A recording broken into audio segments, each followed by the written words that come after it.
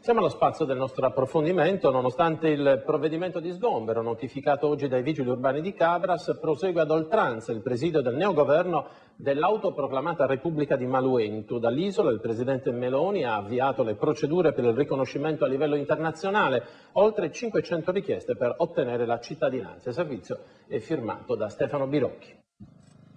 Presidente Meloni, la bandiera è issata, è stata proclamata una nuova Repubblica. Beh, no, per noi non è oggi o ieri la Repubblica che è stata proclamata, noi l'avevamo reclamata il 4 luglio del 1978. Oggi la stiamo formalizzando, perché? Perché allora in quegli anni venne entrato in arresto, mi condannarono a 9 anni di carcere che ho scontato e adesso avevo fatto una promessa che avrei ricominciato a fare la politica al 65esimo anno di età, perché l'avevo promesso in famiglia, che erano quelli che avevano subito più il trauma di tutto questo, e abbiamo ricominciato, per cui ho demandato e chiesto alle Nazioni Unite come complesso, cioè come istituzione, di essere accettati e registrati aderenti alle Nazioni Unite. Ok, facciamo un passo indietro. Qual è la motivazione che l'ha spinta a fare questo gesto? La motivazione è che per noi quest'isola è sacrale, è un qualcosa di sacro, perché è una parte della nostra terra che dobbiamo ricominciare a riprenderci. E questa isola in particolare la dobbiamo lasciare ferma così com'è, a disposizione dei posteri, delle nuove generazioni, perché è una perla che nel Mediterraneo non c'ha una casa, non c'è nulla, è integra perfettamente, da gustare tutte le generazioni future.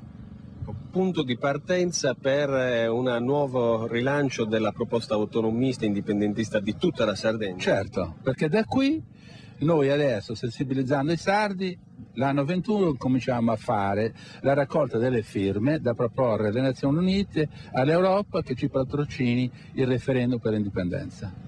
A proposito, 400-500 persone hanno già chiesto di avere la nazionalità della Repubblica di Maluentu. Esatto, ma mi hanno già chiesto, mi hanno telefonato da Alghero, da Olbia, da Cagliari, Elmas o via, come devono fare per poter fare questa formalizzazione. Ecco, abbiamo parlato della richiesta alle Nazioni Unite, quali passi concreti avete in mente per formalizzare l'istituzione di questa Repubblica? Ma io, per essere sincero, 15 giorni fa ero in Corsica alla riunione degli autonomisti indipendentisti di tutto il mondo, fra i quali c'erano anche quelli della Nuova Caledonia, a Corte, in cui ci siamo messi d'accordo di dover cominciare a fare forza tutti insieme a che tutti questi nostri diritti avvengano. Non è un fatto così, l'ho espresso questi giorni perché molti pensano che questa è un'assurdità o è ridicola e nessuno si rende conto che proprio l'Italia con la legge 848 del 17 agosto del 1957 ha fatto proprio tutti i diritti della Carta di San Francisco del 1945. Avete avuto anche la solidarietà, e non solo, di un europarlamentare, di Borghezio. Sì, mi ha fatto molto piacere quando mi ha telefonato e mi ha detto che da questo momento, mi ha detto Salvatore, da questo momento c'hai un ufficio di rappresentanza qui al Parlamento Europeo. Qualsiasi cosa ti facciano, o tu chiamami anche alle 2 del mattino, che non c'è problema, che io farò tutti i passi che devo fare per la tua difesa e che nessuno ti tocchi.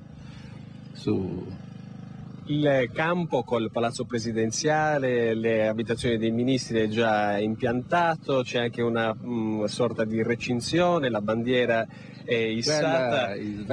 Quindi per voi la Repubblica già esiste a prescindere dalla formalizzazione e avete anche denunciato nei giorni scorsi degli atti di intimidazione da parte dell'Italia. Esatto, però ho visto che ieri quando si sono avvicinati al momento che abbiamo issato la bandiera, gli agenti della polizia che c'erano hanno notato che erano senza le armi, che vuol dire che la sensibilizzazione o il riflettere che non servono a nulla gli atti di imperio, di forza contro un diritto che è dell'uomo, noi siamo qui per salvaguardarla, non per distruggerla. Eppure massima apertura ai visitatori, ai turisti. Non credo, sono tutti ben accetti, anzi ho fatto oggi proprio un comunicato in cui rimproveravo al comune di Cabras che non avevano capito nulla. Ecco, tra l'altro i turisti lasciano anche una piccola offerta. Sì, perché abbiamo lanciato questo, che se dovesse succedere che per un motivo o per un altro le pratiche di usucapione che abbiamo già dato mandato illegale che incominciassero, il Mille vor venderla, perché quello dell'usucapione è questo il motivo primario. Se noi incominciamo l'uso della causa civile, cosa vuol dire? Che a quel punto, qualsiasi cosa accada, se dovesse venderla, noi abbiamo diritto di prelazione. A quel punto lanciamo l'offerta pubblica che abbiamo fatto fare €1 di ogni sardo. Ecco, spieghiamo perché quest'isola è di un privato, un imprenditore inglese, Rex Miller, che la venderebbe per €1.000.000. Certo, e noi €1.000.000 siamo 1,5 milioni, ce ne resta anche per preservarla nel tempo. Noi in 5 giorni abbiamo fatto un'operazione di marketing che la regione voleva spendere 50 milioni di tutti i sardi e noi invece l'abbiamo fatta gratis e abbiamo riportato la bellezza di quest'isola all'attenzione globale della terra per salvaguardarla, che sia a beneficio dell'umanità su tutto questo.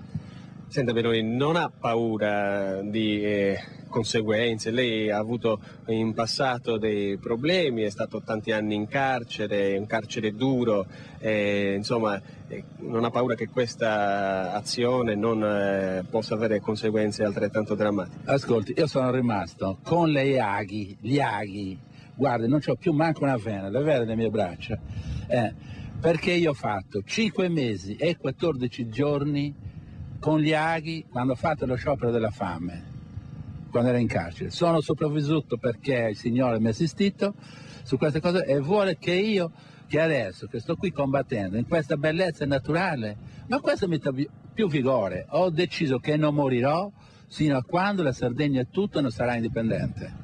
Quindi si va avanti. Si va avanti a oltranza. E cosa mi fanno? Mi fa morire da ridere quando mi minacciano. Dice, ma noi veniamo, uno mi ha detto di questi qui in senso intimidatori, ma lo sai che c'è la traduzione coatta? Gli ho detto, ma io mica sono un testimone. Sono l'imputato, che diavolo vuoi fare? Se vuoi non parlo mai neanche con i boggini moderni, no, perché io li chiamo i boggini moderni. La sai la storia del boggino qui in Sardegna, vero? E allora ogni sardo che sa la storia del boggino, che ha un suo avo impiccato senza processo, senza nulla, dovrebbe ribellarsi solo a ricordarsi questa idea. Allora in bocca al lupo. Ah, crepi il lupo.